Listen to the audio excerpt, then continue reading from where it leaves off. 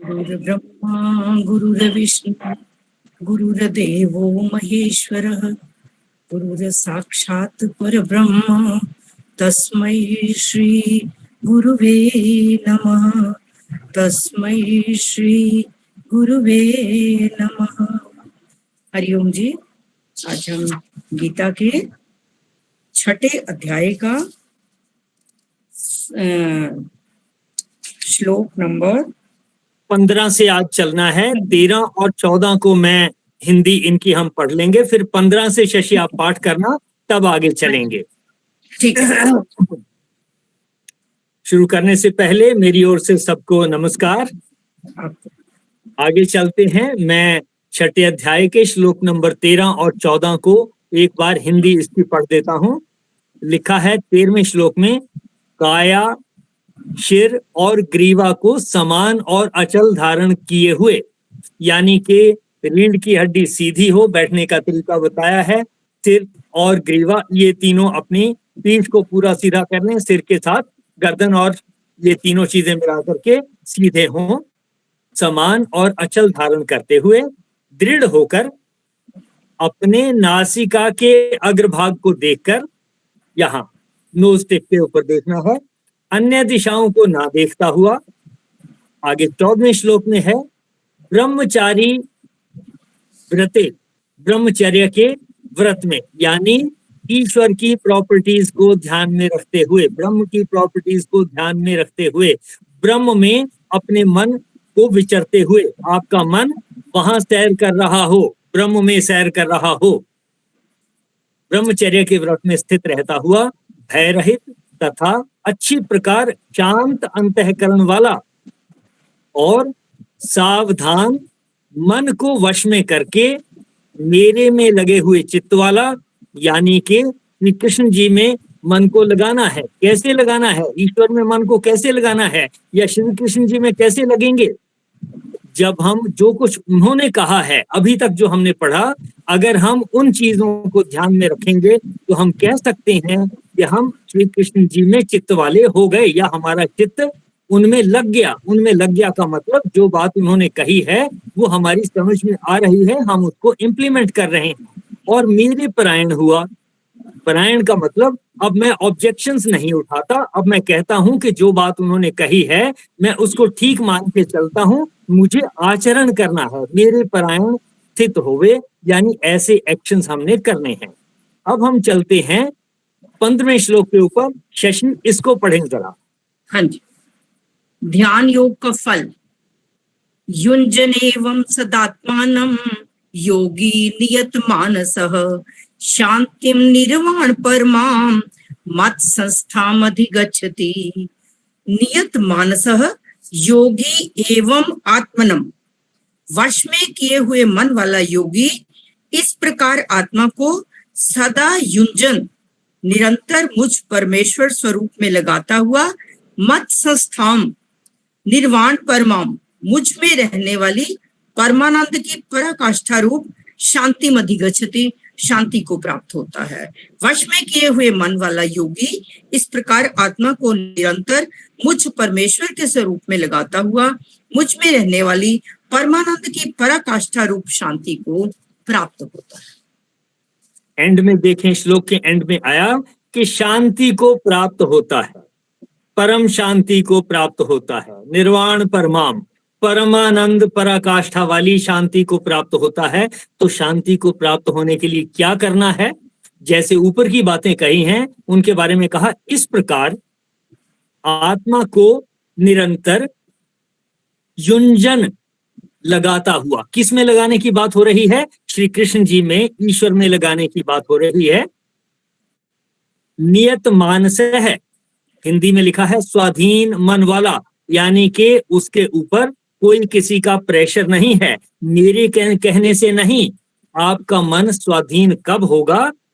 जब आपके मन में बैठ जाएगा ईश्वर का स्वरूप क्या है, अच्छी बातें क्या हैं, अच्छे को पहचानने का तरीका क्या है। मैंने कुछ कह दिया इसलिए बात मानेंगे नहीं, तब आप फिर भी मेरे परतंत्र हुए। आप कहें कि मैंने उस ग्रंथ में ऐसा लिखा हुआ पढ़ा है इसलिए हम ऐसा कर रहे हैं, नहीं, अभी परतंत्र हैं। जिस दिन किसी की कही हुई बात, किसी ग्रंथ में लिखी हुई बात मेरे मन में बैठ जाएगी, मेरी समझ में आ जाएगी, और किसी का दबाव नहीं होगा उसको मानने के लिए, मेरा मन लॉजिकली उसको प्रेम पूर्वक एक्सेप्ट कर लेगा, तब कहा जाएगा कि हम स्वाधीन मन वाले हुए। हमें स्वाधीन मन वाला होना है। लिखा है नियत मानस है, स्वाधीन मन वाला योगी, यानी स्वाधीन मन वाला भी होना चाहिए और योगी भी होना चाहिए। कैसा? समत्वम योग उच्यते। इसके ऊपर अपने मन को चलाता हो। मत संस्थानम, मेरे में स्थिति रूप, किसमें? कृष्ण जी में कह लो तो जो बातें कृष्ण जी ने अभी तक कही हैं, इस श्लोक तक कही हैं, उनका ध्यान रखते हुए, और ईश्वर में कहें तो ईश्वर हमारी समझ में आ चुका है, ईश्वर के दर्शन, उसके स्वरूप के दर्शन हमें हो चुके हैं, उस शक्ति को हम पहचान चुके हैं। नहीं पहचाना तो पहचाने, जहां डाउट है उसको पूछें, क्लियर करें। आपके मन में स्वाधीन होने के लिए ये जरूरी है कि शंका न रह जाए। अगर शंका है कि ईश्वर के दर्शन नहीं हुए या नहीं हुए पता नहीं, कि सुन तो लेते हैं लेकिन लगता है अभी मिले नहीं हैं ईश्वर, ये शंका वाली बात है, अभी मन स्वाधीन हुआ नहीं। जिस दिन ये बात पक्की हो जाएगी, हर रोज हम फिर गलतियां करते हैं, गुस्सा भी करते हैं, लड़ाई झगड़े भी करते हैं, लेकिन फिर भी अगर हम ये रिवाइज कर लें कि भाई जिसके साथ मैं लड़ रहा था वो भी ईश्वर का ही स्वरूप है, तो डेफिनेटली मेरा मन स्वाधीन हो रहा है। यानी मैं पूरे संसार में, पूरे यूनिवर्स में पदार्थों को, मनुष्यों को, प्राणियों को, जीव जंतुओं को अच्छे और बुरे में नहीं बांट रहा, मैं उनको एक साथ रखता हूं, मैं उनका डिवीजन नहीं कर रहा। जब मैं उनका डिवीजन नहीं कर रहा और मैं उन सबको एक्सेप्ट करता हूं, तब कहा जाएगा कि मेरा मन स्वाधीन है। जब ये एक्सेप्ट करने का प्रेशर नहीं होगा कि कर्नल सूद ने ये व्याख्या की थी इसलिए मान लेते हैं, नहीं, आपका मन जिस वक्त कहे कि हाँ, इस बात के अलावा, इस लॉजिक के अलावा और कोई तर्क नजर ही नहीं आता, और इसके अलावा ईश्वर को समझने का और कोई तरीका है ही नहीं, और ईश्वर शक्ति के अलावा व्यक्ति के रूप में नहीं, वो शक्ति ही है। जब ये बातें स्थापित हो जाएंगी, नेचुरल एक्सेप्टेंस आ जाएगी हमारे मन में, और इसी तरह से आत्मा की नेचुरल एक्सेप्टेंस कि वो शक्ति जिसपे हम देखते हैं, सुनते हैं, चलते हैं, बोलते हैं, अच्छा बुरा महसूस करते हैं, जो भी कुछ है, वो शक्ति जीवात्मा है और ये शरीर उसका स्वरूप है। इसी तरह से यहाँ पूरे यूनिवर्स में जिस शक्ति से ऑटोमेटिकली ये चल रहा है वो ईश्वर है, और जो दिखाई देता है वो सब उसका स्वरूप है जिसमें हम भी शामिल हैं। जब ये मन में बैठ जाए तब कहा जाएगा नियत मानस है, स्वाधीन मन वाला, यानी कि किसी के प्रेशर से मैं ये नहीं मान रहा कि परमात्मा है और कर्नल सूद ने कह दिया तो मान ले, हाँ जी हमें भी दर्शन हो गए।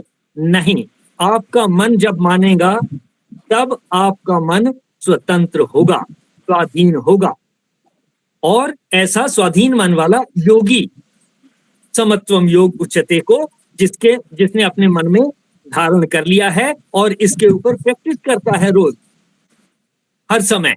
मत संस्थान मेरे में स्थिति रूप तो हमारी स्थिति ईश्वर में तभी होगी जब हम ईश्वर के स्वरूप को समझ लेते हैं, उसकी शक्ति को समझते हैं, हम ब्रह्म के स्वरूप को समझते हैं, ब्रह्म की शक्ति को समझते हैं, यानी जीवात्मा की।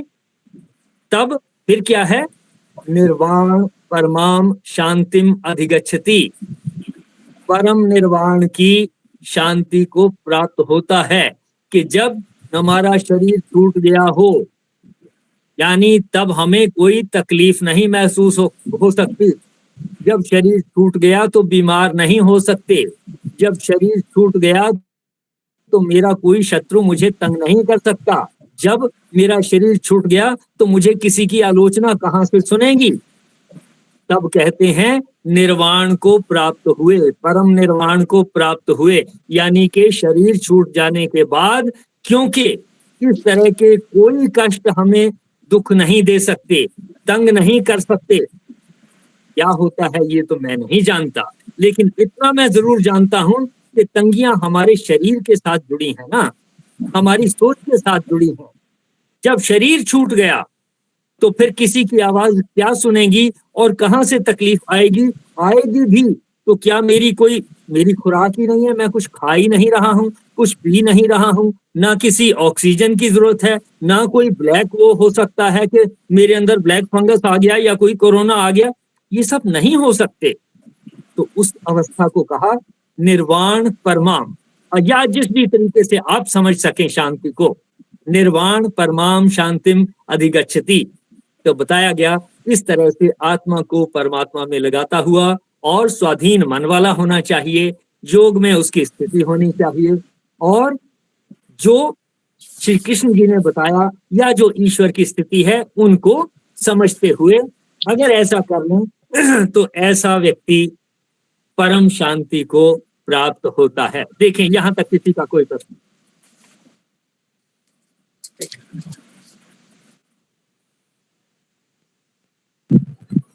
कोई भी किसी का प्रश्न हो तो पूछ सकते हैं। हाँ जी, हाँ जी। प्रणाम सर।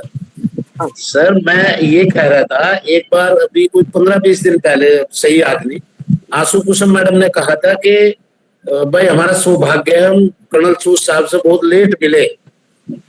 तो मैं कल से भी सोच रहा था, मैं ये कहना चाहता हूँ कि मुझे करीब 21 साल पहले साहब से मैं मिला था, और जो मैं साहब को अभी समझा इस 15-20 दिन में, वो मेरी समझ में पिछली बातें देखकर अब आ रही हैं कि साहब कोई सामान्य व्यक्ति नहीं है।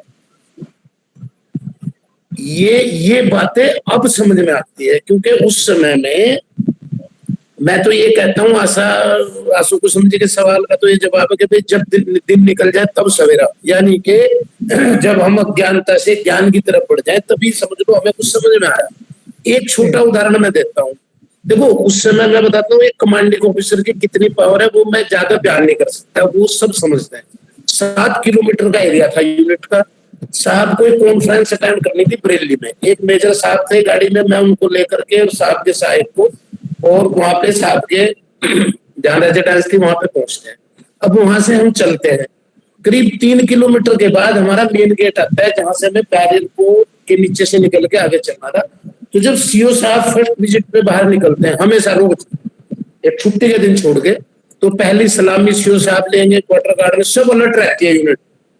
पेड़ पक्षी पौधे, ऐसा लगता है भाई कोई राजा महाराजा आएगा, भाई हम भी सब नमन करें। तो मैंने अब वहां स्थिति होती थी, रेड बत्ती गाड़ी पे लगी हुई है, हॉर्न बहुत लंबा बजाना है, वो ड्राइवर की जिम्मेदारियां हैं, और सब अलर्ट हो जाते हैं। तो वो गेट नहीं खुला, हमारा बैरियर नहीं मतलब ऊपर हुआ। तो मुझे डर लगा, डर क्या लगा, मगर यार सीओ साहब इन्हें डांटेंगे, ये संतरी की मौत आ रही है, ये क्यों इसको बैरियर को नहीं खोलता। नहीं खोला उसने, मैंने गाड़ी को ब्रेक लगाने थे। तो वहां पे वो आरपीएनसी आया, रेजिमेंट पुलिस होती है जो रेजिमेंट के अंदर की सारी सिक्योरिटी रखती है। उसने आगे बड़े जोर से ऐसे सैल्यूट किया कि सर आप आगे नहीं जा सकते, वो अर्जुनैन साहब का फोन आप करें। तो अर्जुनैन साहब ने फोन किया, तो साहब के फादर की डेथ हुई थी। वापस हम वहां से घूमते हैं, साहब के जो छुट्टी उट्टी कागज थे वो बने, फिर हम वापस चले। तो बरेली हमें जाना था कॉन्फ्रेंस में, तो इतना लेट हुआ हो गए। अब साहब को सीधा घर आना था चंडीगढ़, जो हल्द्वानी से बस चलती थी। मेरा टारगेट बना, हम सब कहे भाई बस पकड़नी है अब। तो साहब ने वाकई कल भी साहब कह रहे थे कि मन को एकाग्र करें, भाई जिस काम में मैं लगा, कल मुझे बिल्कुल समझ में आया, तो हम उस काम पे लग जाएं और मन को वहीं लगा दें, बस वो एकाग्र हो गया। अब मेरा उद्देश्य बना था भाई हल्द्वानी जाके बस पकड़वानी, साहब को तो वहां जाना है। दुखी थे हम सब पूरे रास्ते, साहब ने कोई बात नहीं की। और साहब जब गाड़ी में बैठते तो मैं अलर्ट होके सामने एक तौलिया रहता था, साहब ने डंडा ऐसे पकड़ के, सफेद व्हाइट जिप्सी थी मेरे पास। चले हम जैसे ही हल्द्वानी हम पहुंचते हैं, मैंने जाके पता किया, उन्होंने कहा जी 5-10 मिनट पहले बस निकल गई। मैंने कहा भाई मैं पकड़ सकता हूँ बस को, कहीं कि ठीक है जी आप अगले स्टॉपेज पे चेक करो। अब मैंने वहां से जिप्सी को, अब मैं ज्यादा नहीं मुझे याद आता, लेकिन 140 तक की स्पीड पे तो मैंने चलाई गाड़ी। साहब आगे बैठे थे, पीछे सहायक और मेजर साहब थे, और आगे अगले स्टॉपेज पे हम गए, वो जगह मुझे याद नहीं। तो मैंने वहां जाके पता किया, उन्होंने 2 मिनट पहले बस निकल गया आपकी अगले स्टॉपेज। तो रामनगर में हमने 7 बस, रामनगर में 7 हाँ सर आप बोनट तो वो बोनट खुला जी गाड़ी का, लाइट बत्ती भी उड़ गई, और बहुत मैंने एकदम ये कहा चौकस ब्रेक ब्रेक लिए, मैंने अपने आप ही कह रहा अपने आप ही ब्रेक लगाए।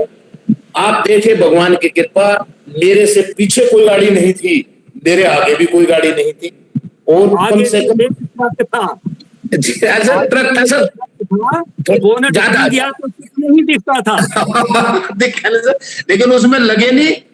और साहब ने, मैं फिर डरा मुझे डांट पड़ेगी, नहीं डांट पड़ी मुझे। साहब ने नीचे उतर के देखा, त्यागी साहब कितना नुकसान है, वैसे नहीं होगा, कोई बात नहीं, ठीक हो जाएगा, चले। बोला चलो सर। फिर रामनगर हमने बस पकड़ ली, साहब को बैठा दिया, हम वापस बरेली गए आगे। एक उदाहरण। दूसरा, साहब मजाक भी कर लेते थे, लेकिन भाई हमारी तो हिम्मत नहीं थी, लेकिन कभी बात के अभी जैसे हंसाने के लिए कुछ कहते हैं। एक मेजर उनियाल थे, उनकी पोस्टिंग हुई, वो अपनी फैमिली के साथ आए, हल्द्वानी बस में बैठाना था उन्हें, साहब को हमें कहीं आगे जाना था, बैठा दिया। तो पता नहीं साहब ने अचानक कहा, मेजर उनियाल अपना सामान काउंट करो, अदद चेक करो। तो उन्होंने अपने सारे बार बार गिन के, जी 13 है, 13 बैग है।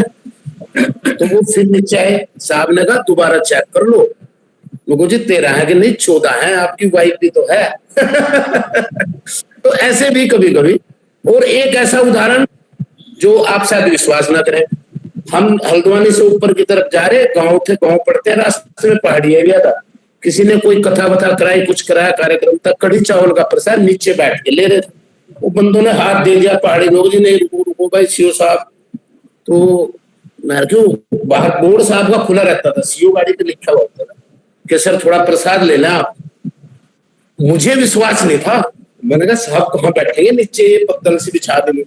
साहब ने कहा भाई त्यागी गाड़ी रोकते हो, प्रसाद ले। उनके वहां सबके साथ पंगत में बैठ के प्रसाद। मैं कहना ये चाहता हूँ कि साहब कुछ सामान्य व्यक्तियों में से नहीं है, और ये हम सबका सौभाग्य है पूरे ग्रुप का कि भाई जो भी लोग जुड़ रहे हैं। मैं भी साहब को अब समझ पाया पूरा इन 15-20 दिन में। वो सब बातें मेरे याद आती हैं कि यार वाकई साहब ने वहां ऐसा किया, यहाँ ऐसा किया। बहुत उदाहरण है मेरे पास। खैर बस मैंने टाइम ज्यादा ले लिया, इसके लिए मैं अब समझ जाऊंगा, लेकिन मुझे बतानी थी। अच्छा जी नमस्कार। अब तो अमेरिका तक के आदमी संभाल ले हुए इन्होंने, इसमें अमेरिका तक के आदमी बैठे हैं। आपका एरिया बहुत छोटा था, जो आप एरिया है इसकी कोई वो मिसाल नहीं है। अब तो इन्होंने अमेरिका, जो यूके, कनाडा के आदमी बीच में बैठे हुए हैं। देखिए कुल मिलाकर के जहां हम पहुंचते हैं वो ये है, जितना अभी तक हम पढ़ते आए हैं, और खास करके 6ठे अध्याय में बार बार चर्चा आ रही है, हमने योग में रहना है, जिसका मतलब है समत्वम योग उच्यते। हमने ईश्वर के साथ जुड़ना है, जिसकी चर्चा पहले दिन से हमने की थी। जब ये बात शुरू हुई थी कि गीता के पहले अध्याय से शुरू करते हैं, मैंने कहा था देखिए इससे पहले मैं ईशावास्य उपनिषद की चर्चा करना चाहूंगा और केन उपनिषद की चर्चा करना चाहूंगा, ताकि हम ईश्वर के दर्शन कर लें, उसके स्वरूप को समझ लें, आत्मा के दर्शन कर लें, उसके स्वरूप को समझ लें, उसके बाद ही गीता समझ में आएगी। अब जब एक श्लोक पढ़ते हैं आता है कि जी हाँ, ईश्वर में जो मन लगाता है, अगर मुझे पता ही नहीं है ईश्वर क्या है, मुझे पता ही नहीं उसका स्वरूप क्या है, मेरा मन लगेगा कैसे? तो ये समझ लेना, अगर किसी के मन में अभी भी कोई शंका है, तब भी दोबारा से सोचें, ईशावास्य उपनिषद को पढ़ें, फिर भी प्रश्न रह जाते हैं यहाँ पूछें, हम चर्चा करेंगे, आपके मन में ये बिल्कुल क्लियर होना चाहिए कि हमें ईश्वर की शक्ति का पता लग गया, उसके स्वरूप के दर्शन हमें हो चुके हैं। इसके अलावा कोई और तरीका अभी तक मेरी समझ में नहीं आया जिससे मैं ईश्वर को समझ सकूं। और केन उपनिषद से जो बात समझ में आई कि जिस शक्ति से हम बोलते हैं, चलते हैं, जीवित हैं, सांस लेते हैं, हृदय धड़कता है, खाना हजम होता है, उसी शक्ति का नाम हमारी जीवात्मा है या आत्मा है या ब्रह्म है। इसके अलावा कोई तरीका नहीं है, हमारे अंदर परमात्मा है, इस बात को समझने का कोई और तरीका मुझे नजर नहीं आता। और इन दो चीजों को समझे बगैर गीता समझ में आनी मुश्किल है। पढ़ तो लेंगे, पाठ तो हो जाएगा, लेकिन मैंने भी बहुत पहले से पाठ किए, लेकिन जितना गीता की समझ अब आई तब से, जब से मैंने इस तरीके से ईश्वर के दर्शन किए, ईश्वर को समझा, ब्रह्म के दर्शन किए, ब्रह्म को समझा, उसके बाद गीता के श्लोक कहीं से बात करोगे पकड़ में आ जाएगा, क्योंकि दो चीजों के अलावा बात ही कुछ नहीं है कि बैलेंस रखो माइंड को, समत्वम योग उच्यते, और ईश्वर का ध्यान रखो कि हम ईश्वर के ही हिस्से हैं। सारे श्लोकों में इसके अलावा कुछ भी नहीं मिलेगा। इसकी चर्चा हम हर रोज करते हैं। देखें जरा, किसी का कोई प्रश्न हो? और इस श्लोक में जो निर्वाण परमाम है, 24 घंटे शांति में जो रहता है उसके लिए कहा गया नैष्ठिक शांति। बाकी कुछ पता नहीं मुझे, मैं वैसे बता रही हूँ। यहाँ पर निर्वाण परमाम से मतलब कि 24 घंटे जो शांति में रहने वाला है वो प्राप्त हो जाती है। मैंने जैसे इसको समझा, इसके अलावा आपकी समझ में आए, आप भी अपनी बात कह सकते हैं, जोड़ सकते हैं, ताकि हम अच्छे से समझ लें। निर्वाण परमाम यानी परम निर्वाण। निर्वाण हम कहते हैं जब किसी की मृत्यु हो चुकी। अच्छा, निर्वाण को प्राप्त हुए, ऐसा तो हम कहते हैं। निर्वाण को प्राप्त हुए, वो व्यक्ति निर्वाण गति को या निर्वाण को प्राप्त हुए, यानी उन्होंने शरीर त्याग दिया। शरीर त्यागने के साथ क्या क्या असर होना है? जितने आलोचक हैं उनकी बात सुननी खत्म हो गई, तो वो कितनी आलोचना करते रहें, अब मेरे ऊपर असर नहीं होगा।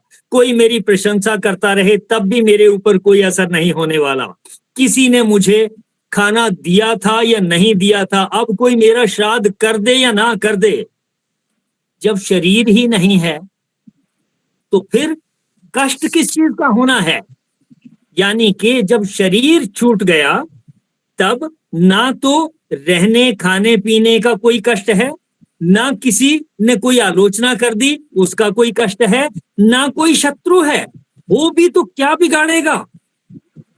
शरीर तो छूट चुका, अब तो अगले शरीर की तैयारी होगी। जैसे भी उस प्रकृति को, उस ईश्वर को मंजूर है, और जहां मेरी बारी आनी है वहां की बात होगी। तो ये जो निर्वाण परमाम कहा है, निर्वाण परमाम शांतिम अधिगच्छति, यानी कि वो शांति, वैसी शांति जो तब प्राप्त होती है जब शरीर छूट जाएगा। और शरीर छूटने पर जो शांति प्राप्त होगी, मैंने कहा कि कौन कौन से कष्ट दूर हो जाएंगे। बीमारी की बात खत्म हो गई, आलोचना की बात खत्म हो गई, पैसे हैं कि नहीं इसकी बात खत्म होगी, गाड़ी घर बार की बात खत्म हो गई, गर्मी सर्दी की बात खत्म हो गई। ये सारी चीजें जब खत्म हो गई तब हमारे ऊपर क्या परेशानी है? कुछ भी नहीं, तब सब कुछ शांत है। इसको मेरी समझ में आया कि ये मीनिंग है निर्वाण परमाम शांतिम, कि निर्वाण हो जाने पर जो परम शांति मिलती है उसको प्राप्त होता है। कौन? जो इस प्रकार आत्मा को निरंतर परमेश्वर में लगाता हुआ और स्वाधीन मन वाला है, योगी है, मेरे में स्थिति रूप यानी ईश्वर में जिसकी स्थिति है, तो वो जीवित रहते हुए भी निर्वाण जैसी शांति को प्राप्त हो जाता है। यानी कि शांति को प्राप्त करने का तरीका समत्वम योग उच्चते और ईश्वर को समझना, इन दो के अलावा कोई और तरीका है ही नहीं। देखें जरा।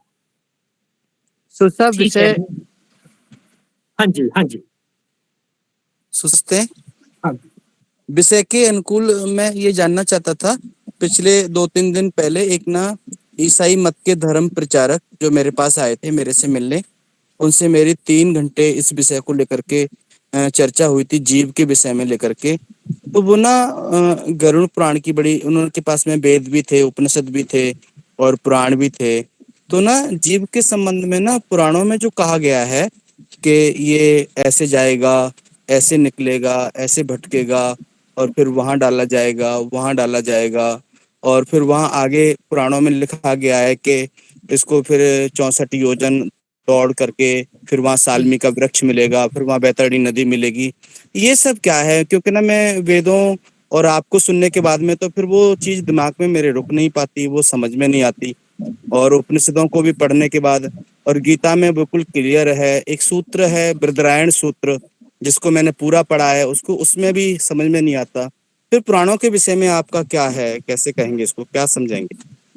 देखिए, यहाँ जो हम जितनी भी चर्चा कर रहे हैं और मैंने जितनी भी कोशिश की है, जितनी भी स्टडी मैंने की है, इस सब का एक ही उद्देश्य रखा है कि मेरे मन को शांति प्राप्त होनी चाहिए, जीवित रहते रहते होनी चाहिए। इसलिए मेरा ध्यान मरने के बाद क्या होगा इस पे जाता नहीं, उसकी स्टडी के ऊपर मेरा फोकस होता नहीं कि अगर मैं जीते जी अपने मन को अभी शांत नहीं कर पाया तो फिर मरने के बाद, जैसे मैंने अभी कहा, तब तो शरीर ही नहीं है, दौड़ूंगा कैसे? तो अगर मन बचता हो संस्कारों में, मन की शक्ति बचती हो, तो मन को दौड़ना थोड़े ही है। मन तो एक जगह बैठे बैठे कहां से कहां पहुंच जाएगा, किसी दौड़ की जरूरत नहीं है। ये इस तरीके के जो भी कुछ बातें कही गई हैं, वो किस चीज को समझाना चाहते हैं उनको बारीकी से पढ़ के समझना पड़ेगा। लेकिन मैं समझता हूं कि मुझे पहले अपने इस वक्त के जो जीवन है, इस समय का जो मेरी मनोस्थिति है, इस समय जो मेरी हर रोज की समस्याएं हैं, स्ट्रेस एंड स्ट्रेन है, काम क्रोध लोभ मोह अहंकार, जिसकी वजह से मेरे रिलेशंस बिगड़ते हैं, और मैं उस सारी चीजों से निकल करके, उन सारी चीजों से निकलकर शांति को प्राप्त होना चाहता हूं, तो मुझे ऐसी चीजों के ऊपर फोकस कम करना पड़ता है। इसलिए मैं जो चीजें आपने कही उन पे इस समय कोई चर्चा नहीं करना चाहूंगा।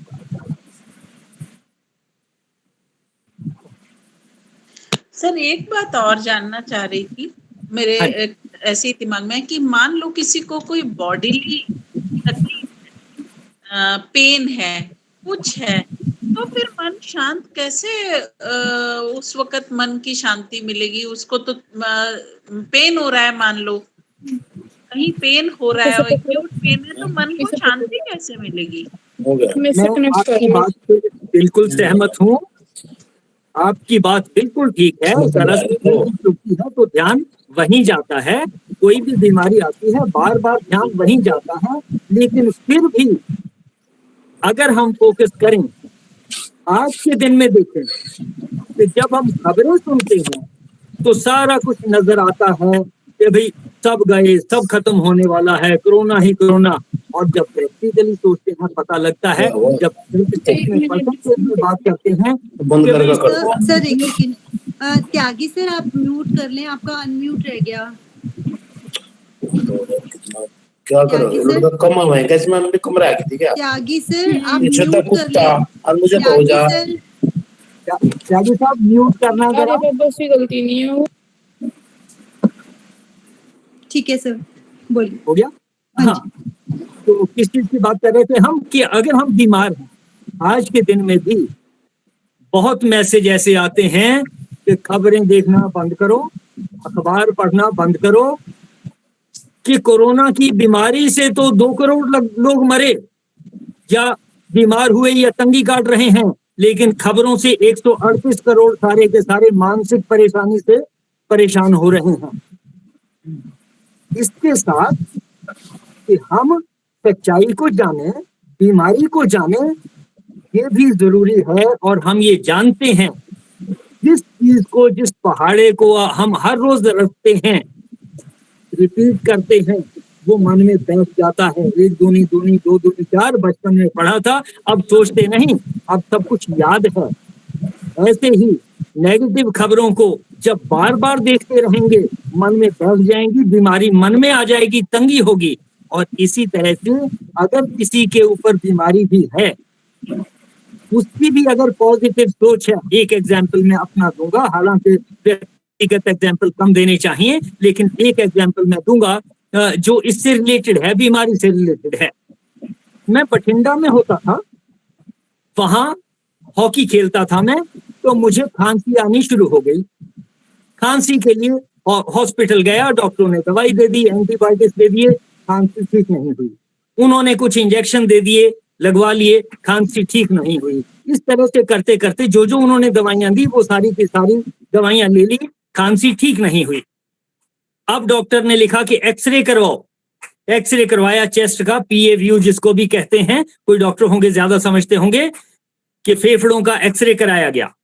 लेकर के गए, डॉक्टर कहते हैं देख करके, नो एक्सरे अगेन, दोबारा एक्सरे करवाया, 1 दिन में रिपोर्ट आती थी तब।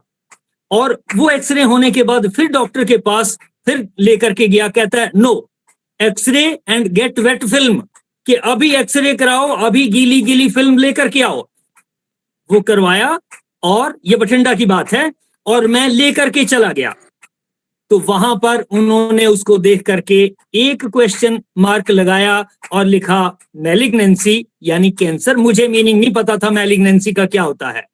मैलिग्नेंसी, 2 क्वेश्चन मार्क लगाए, लिखा ट्यूबरक्लोसिस, यानी कि बीमारी बड़ी है।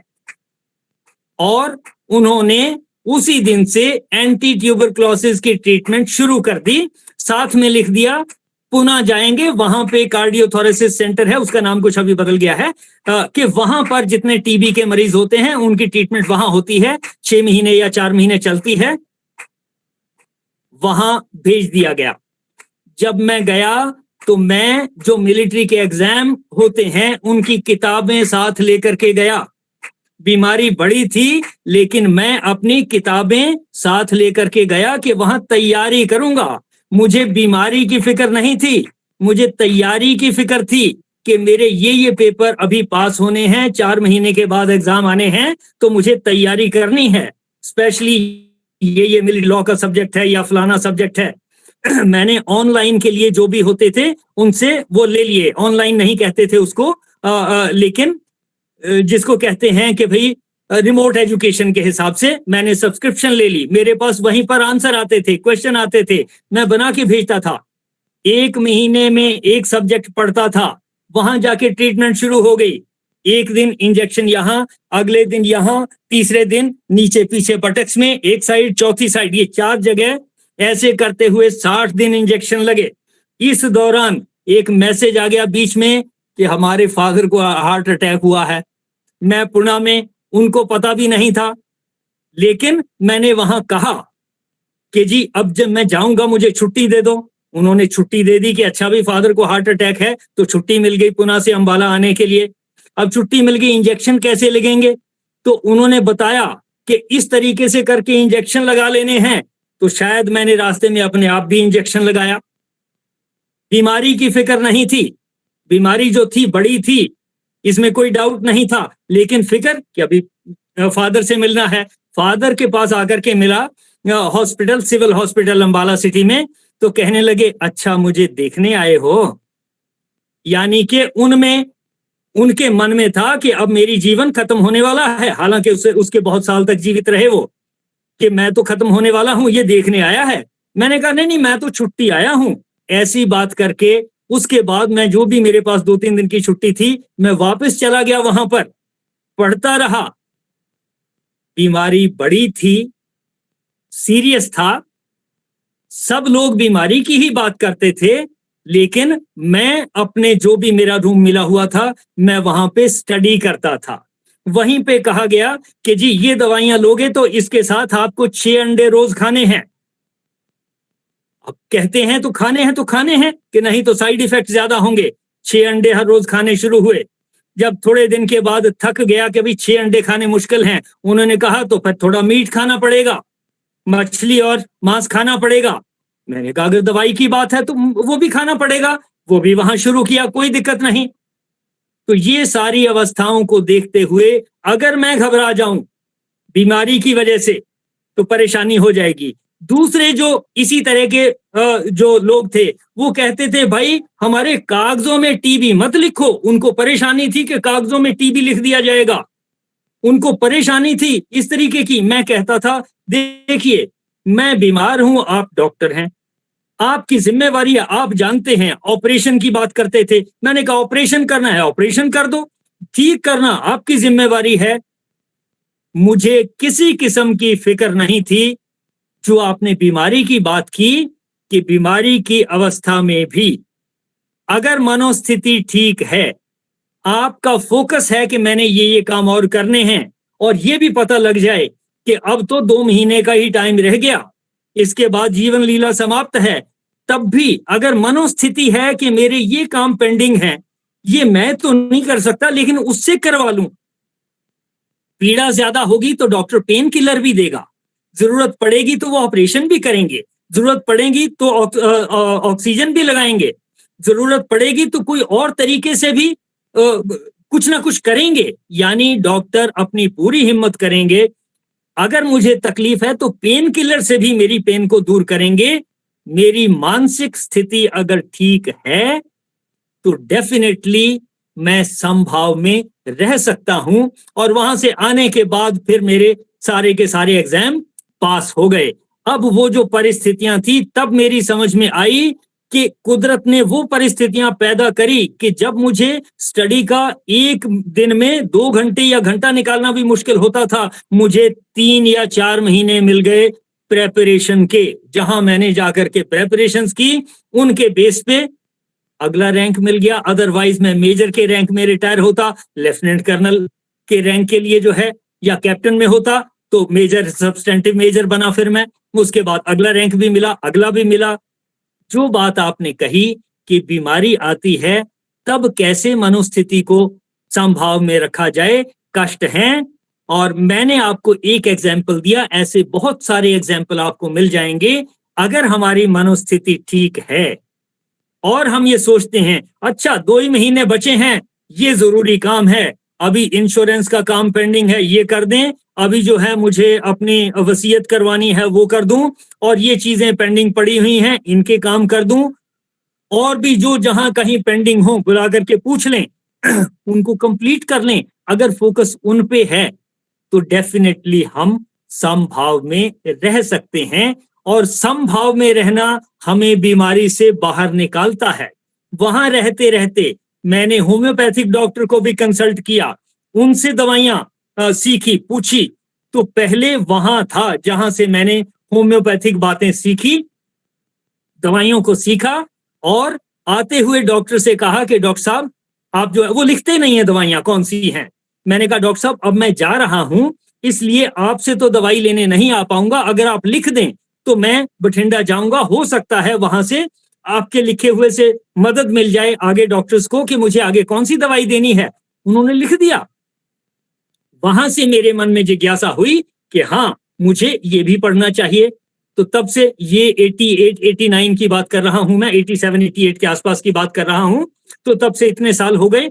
यानी कि चर्चा शुरू हुई थी मनोस्थिति से कि अगर बीमार हैं, शारीरिक कष्ट है मैंने कहा कि शारीरिक कष्ट के होते हुए भी हम समभाव में हो सकते हैं।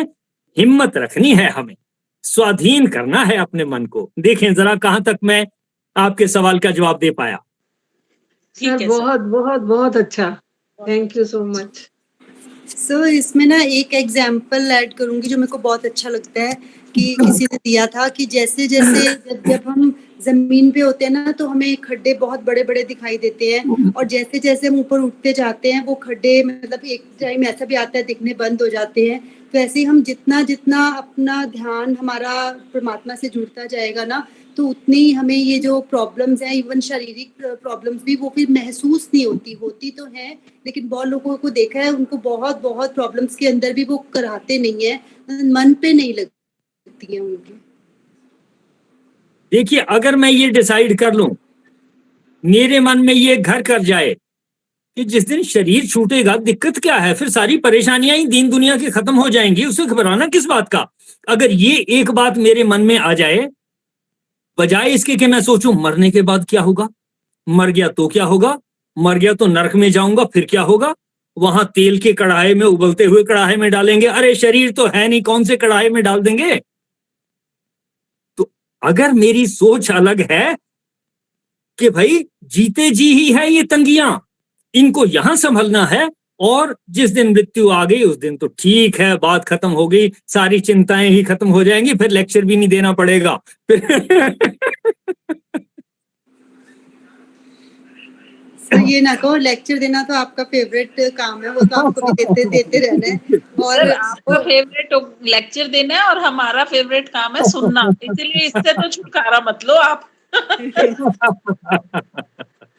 तो ये मनोस्थिति के ऊपर है, शारीरिक कष्ट के भी हम पार निकल सकते हैं, लेकिन इसका मतलब ये नहीं कि दवाई ना लें, दवाई लें, जिस पैथी की भी दवाई सूट करती है उसको लें, एक से ज्यादा कंसल्ट करें, और देसी दवाइयों से, काढ़े से काम चलता है उसको अपनाएं, गार्गल से काम चलता है उसको अपनाएं, कोई चीज मैंने बता दी, कंठ सुधारक वटी हेल्प करती है उसका भी फायदा उठाएं, किसी और डॉक्टर ने कुछ और बताया है जो आप आसानी से कर सकते हो उसका फायदा उठाएं। एफर्ट में कमी नहीं होनी चाहिए। An effort may be a failure, but there should be no failure of effort. I say again, an effort may be a failure, but there should be no failure of effort. ये sir जो के sir ना हमारे साथ नचिकेता की बहुत बात करते थे कि नचिकेता ने ये कहा था कि जो आपने पढ़ा है उसको आगे पढ़ाना चाहिए, और उनके प्रिंसिपल्स में ये था कि पहले जब भी कुछ पढ़ते हो तो सबसे पहले ये देखो कि आपने उसमें से क्या सीखा, और फिर ये सोचो कि उससे मैं दूसरों का क्या फायदा कर सकता हूँ। सर ये नचिकेता की बात कठोपनिषद में आती है क्या? ये मुझे याद नहीं, लेकिन कई जगह आती है, ये ठीक बात है। मैं ये जो आपने जिक्र किया इसकी बात करता हूं अपने स्टूडेंट्स को। जब मैं प्रैक्टिकल कंप्यूटर के करवाता था तो उनको कहता था जो एक्सपेरिमेंट किया है, जो प्रोग्राम लिखा है उसके बारे में आप इस तरह से, ये 13 पॉइंट हैं कि इसमें ये चीज लिखी आपने, क्या हार्डवेयर की जरूरत पड़ेगी, क्या सॉफ्टवेयर की जरूरत पड़ेगी, किस प्रोग्राम की जरूरत पड़ेगी। फिर मैं कहता था इसको करने के लिए आपने किस किस से हेल्प ली, और इस एक्सपेरिमेंट में आपने किस किस को हेल्प दी, उनके नाम लिखिए। ये 2 चीजें लिखने के लिए कहता था। फिर एंड में कहता था कि लास्ट में सर्टिफिकेट लिखिए, certified that I have learnt all aspects of this experiment personally and understood them all well. Further, I certify that I will not use this knowledge for any destructive purpose. अब कोई मेरी बात को माने ना माने, लेकिन वो झूठ मूठ के साइन करें चाहे सच्ची के साइन करें, लेकिन अगर वो 10 एक्सपेरिमेंट करते थे तो 10 बार उनको ये सर्टिफिकेट लिखना होता था, किससे हेल्प ली, किसको हेल्प दी, और वो अपनी नॉलेज को डिस्ट्रक्टिव पर्पस के लिए यूज नहीं करेंगे, ये सर्टिफिकेट देना होता था। तो नचिकेता की आपने बात की, हम नचिकेता की तरह से जो कुछ हम सीखते हैं हम दूसरों को सिखा सकते हैं। पर इस चीज का असर बहुत पड़ता है, जो आपने बोला कि वो लिखवाते थे आप, कोई मन से आपको गुरु माने उसको तो पड़ेगा ही पड़ेगा, कोई मन से ना माने लेकिन बार बार लिखे तो कभी अचानक से ट्यूबलाइट जल भी सकती है दिमाग की। जैसे हमारी अभी जली है, जैसे अंजू दीदी हमारी अभी जली है। नहीं, हमारी तो वैसे इनके बातचीत से मतलब कुछ भी है, मैं ये नहीं कहूंगी कि हर वक्त मुझे भगवान याद रहते हैं, हर वक्त नहीं रहते, बहुत पीछे हूं मैं, किसको कोई कितना आगे है मुझे नहीं पता, लेकिन इस 1 घंटे में तो दुनिया भुला ही देते हैं ना सर। यस। तो ये वाला 1 घंटा कभी मिस करने का मन नहीं होता कि इस 1 घंटे में तो लगता है ना कि हम भगवान के पास हैं, चलो 23 घंटे ना सही 1 घंटा तो है, ऐसे धीरे धीरे करके कब बढ़ेगा मुझे नहीं पता, बट जब याद आता है उतनी देर तो हम भगवान के पास हो जाते हैं। 24 घंटे में जिस काम को भी करते हुए आपका मन शांत रहा और आपको अच्छा लगा, आप समझ लें कि आप ईश्वर के साथ एक हुए उस समय में। और हम सब होते हैं, अच्छा आदमी भी बुरा आदमी भी, उसके मन में जिस समय भी शांत भाव होते हैं और वो अच्छे काम कर रहा है, उस समय वो ईश्वर जैसा ही है, ईश्वर के साथ एकीकृत है। बीच बीच में थोड़ा हट जाते हैं, उसको मैनेज करने की जरूरत है। हाँ। ये बहुत अच्छा लगता है सर, बहुत ही अच्छा। चलिए सर समापन की ओर बढ़े। हाँ, समापन की ओर बढ़ते हैं। ठीक। शशि दीदी, चलो मैं बोल देती हूँ।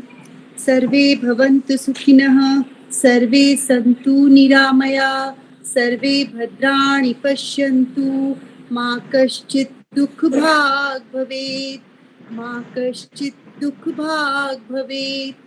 गौ माता की परम कृपा से सुख समृद्धि का बसेरा, गौधन से दुख दरिद्र भागे, सब ग्रंथों का सार घनेरा। गौ माता की जय। हरिओम तत्सत, हरिओम तत्सत, हरिओम तत्सत। आज की चर्चा बहुत सार्थक रही। इस पूरे सहयोग के लिए आप सभी का धन्यवाद और मेरी ओर से आप सबको प्रणाम।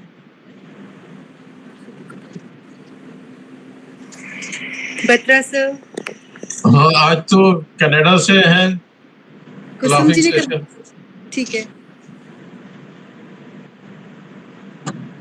आता नहीं होगा। अनम्यूट करें। सर आज आप ही कराओ। करवा दो आप, आज कोई बात नहीं। क्या आज बना? आप ही कराओ सर। आप कुछ भी, कुसुम दीदी आप कुछ भी खिला दो ना, हमने हंस के खाना है, बस आसान सा तो काम है। चाहे आप नीम खिला दो कि नीम कैसे खाएंगे हंस के सारे। मैं जोक सुनाती हूँ। हाँ, चलो अंजू दीदी तो फिर कुसुम दीदी हंसा देगी। आज एक बड़ा मजेदार एक पोस्ट आई थी, उसमें था कि आजकल 500 रुपए लेकर भी डॉक्टर दूर से हमारा इलाज करते हैं, और जिस दिन कभी इंजेक्शन लगाना पड़ा तो फिर क्या धनुष में डाल के इंजेक्शन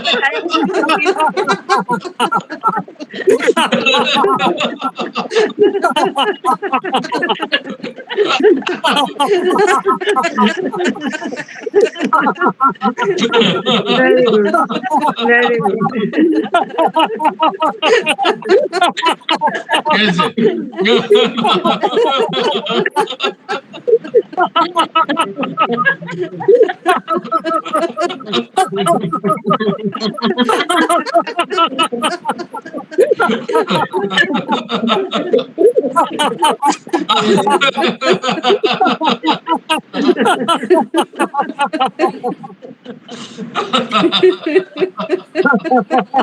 वो भगवान की शक्ति से अभिमंत्रित करके गोला फेंकेंगे, आप तक पहुंच जाएगा। मैंने एक इंजेक्शन लगाना था, 1 महीना रह गया, मेरा इंजेक्शन ही लग पड़ रहा। धनुष से लगवाना पड़ेगा। अभी तो जाना सेफ भी नहीं है, अभी थोड़ा सा अवॉइड ही करना पड़ेगा। सेकंड डोज लगानी है। पूरी दुनिया बैक जा रही है, तो फिर वो राम जी वाला युग आ ही जाएगा। रामायण में जो दिखाते थे, वो फेंकते थे दूर से और वो जाके तीर लगता था। सभी का बहुत बहुत धन्यवाद। Thank you sir. आप हमें कोरोना के बारे में भी थोड़ा बताना, जो आपकी नॉलेज, आपने तो कुछ ना कुछ सर्च जरूर किया होगा, तो एक दिन इसको रिकॉर्डिंग जब बंद कर देंगे तो उसके बाद प्लीज आप हमें उसके बारे में भी कुछ बताइएगा। ठीक है, थैंक यू।